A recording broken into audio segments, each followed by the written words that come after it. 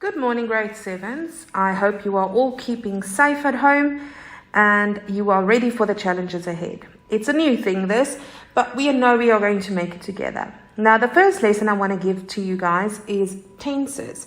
I know, all of you know tenses. You've been doing it since grade 4, but I need to re-explain it to you to make sure that you remember the basics. Now, the first thing I want to know from you guys is tenses. Do you know what they actually are? Now, easier said is tenses indicates your time, the time in which you are operating. So we always know when we look at a tense, we know in what time we are. It tells you when the action took place. Okay, we get 3 types of tenses.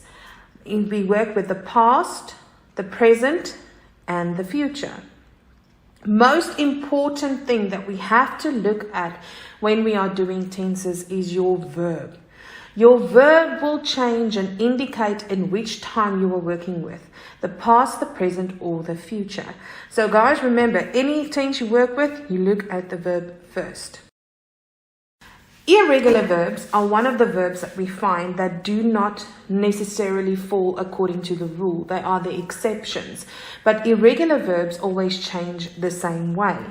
Okay? They do not follow the usual patterns. For example, I'm just giving you here, we have 3 columns when we look at irregular verbs. We have the present column or the first column, the past column or the second column, and the past participle, which is the 3rd column.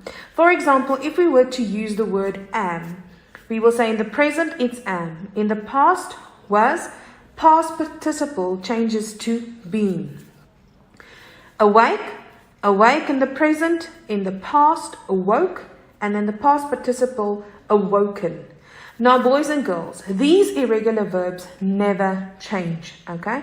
So if I wake you up 12 o'clock at night, you must be able to tell me eat, ate, eaten, drive, drove, driven, sleep, slept, slept. Okay? Because those are the ones that are always going to change to. Now I would like you guys to turn your book into a landscape position instead of a portrait position. And then I want you to copy down the following table. We are going to discuss the tenses in detail. In English, we have 16 tenses, but actually we only use 9 of them. I'm going to discuss those 9 with you now. When you draw a table in your book, I want you to use the headings tense and when we use it, past, present, and future. Okay. And the first tense we are going to look at is the simple tense. Now, it's basically what you hear. It's the most simplest form of the verb, and it's what we're going to use. We usually use the simple tense when we talk about things happening in general. So if you are generalizing something, as well as routine stuff or habits. For example, you brush your teeth. I hope it's a habit with all of you to brush your teeth, but that's a routine that you do every day. Okay. Now, in the simple present tense, we have the verb. That's the rule. Okay? For example, I jump, we sleep. When we change it to the past tense, the verb gets an ed at the end. So in the simple past tense, the verb gets an ed, or in the case of an irregular verb, we use the past column or the 2nd column. For example, I jumped and we slept. Okay. When we take it to the future, the rule changes again. We have the verb, but before the verb, we add the word will. So will plus the verb. So I jump becomes I will jump. We sleep becomes we will sleep. And these rules are fixed. If you study them and you know them, you know they will be there. You will have the correct answers.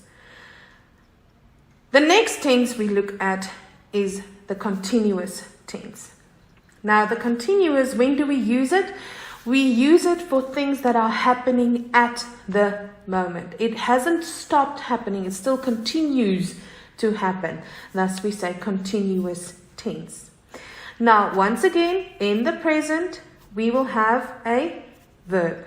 But before the verb, in the continuous present tense, we will have the word is or are, depending if we were talking about plural or singular. Is and are plus the verb, and that at the end of the verb you add ing. For example, the sentence will be, I am running. You are playing. She is singing. Okay? If we change it to the past tense, what happens to is and are becomes was and were. But we still have the verb plus ing. So if we were to use these sentences, I am running, in the past it will change to I was running, you were playing, and she was singing. In the future, if the verb changes again, and we add the part will be in front of the verb plus the ing at the end. Okay? So example, I am running will change to I will be running. You are playing becomes you will be playing. And she is singing becomes she will be singing. Now guys, can you see everywhere if you add ing in the continuous tense, it indicates that it is in the continuous tense. Yet it does not tell you when it's in the present or the past or the future, to indicate that we have to add the auxiliary verbs is, are, was, were, and will be. If you do not know what auxiliary verb is there to help your verb, to indicate what that will be.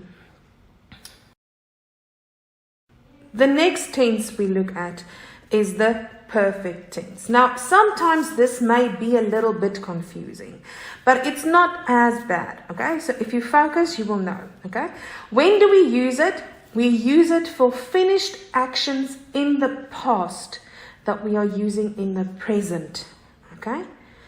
Finished actions that happened in the past that we will use in the present. Now, that sounds a bit confusing, but bear with me. Keep it in mind, okay? In the present perfect tense, the rule is we add has or have plus the verb plus ed.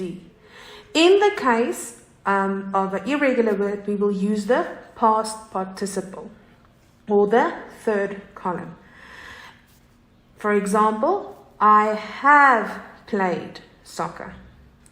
He has read the book before. Okay? That's still in the present, even though it's have or has. Okay? If we were to change those into the past, the rule becomes had plus the verb plus ed or the past participle. So I have played becomes I had played. He has read becomes he had read. So that's, for example, if I ask you, have you ever read the book? I had read the book last year. Okay. In the future, what will happen is that we will add will or shall have plus the verb plus ed or the past participle. So I have played becomes I shall have played. He has read becomes he will have read the book by the end of the year. Okay. So it's not that difficult. If you study these rules as I've given them to you and you make the summary as I've shown you, you will be able to answer any tense questions in the future. Remember, this is very important when we do creative writing as well, so that the teacher does not feel that you time travel with them. Okay. Okay, guys, so that's for the end of this one. Please complete the activity provided. And I hope you guys do this. If there's any questions, please do not hesitate to contact me. Have a good day.